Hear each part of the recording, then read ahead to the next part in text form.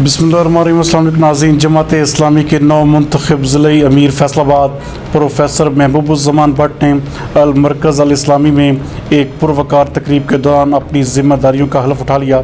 हमारे नुमाइंदा खसूसी जाहिद नफीस के मुताबिक इस मौके पर सूबाई अमीर जावेद कसूरी, नायब अमीर सरदार ज़फ़र हुसैन ख़ान, साबिक़ अमीर ज़िला फैसलाबाद इंजीनियर अजीम रंधावा, जनरल सेक्रेटरी मलक मिराजुद्दीन भी मौजूद थे। इस मौके पर ख़िताब करते हुए प्रोफेसर महबूबुज़्ज़मान भट्ट का कहना था कि पाकिस्तान में इस्लामी निज़ाम की सरबुलंदी के लिए जिद्दोजहद ही मेरा मकसद हयात है और इसके लिए हर मुमकिन कोशिश करूँगा। जमात इस्लामी के अरकान ने जिस भरपूर तरीक़ा से मुझ पर एतमाद का इज़हार किया है उस पर पूरा उतरने की कोशिश करूँगा।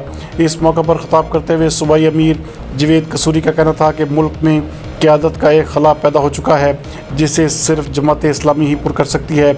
अवाम ने PTI से जो तवक्कुआत और उम्मीदें वाबस्ता की थी वो मायूसी में बदल चुकी हैं। जितनी जल्दी मौजूदा हुकूमत नाकाम हुई है, मुल्क की तारीख़ में कोई दूसरी हुकूमत नाकाम नहीं हुई। PTI चोरों का एहतसाब नहीं बल्कि शोर शराबा कर रही है। उनका मज़ीद कहना था कि साबका हुकूमतों ने अपने 5 साला दौर में जो नाकामी और बदनामी समेटी, मौजूदा हुकूमत ने पहले 2 साल में ही उसका रिकॉर्ड तोड़ दिया है और बड़ी ढिठाई से तब्दीली के नारे भी लगा रही है। उनका मज़ीद कहना था कि मुल्क बदतरीन माशी बहरान का शिकार है और माशी बहरान सियासी बहरानों में बदलते देर नहीं लगती। जब लोगों की उम्मीदें महरूमियों में बदलती हैं तो उनके तेवर भी बदल जाते हैं और जिंदाबाद के नारे लगाने वाले मुर्दाबाद कहने पर मजबूर हो जाते हैं।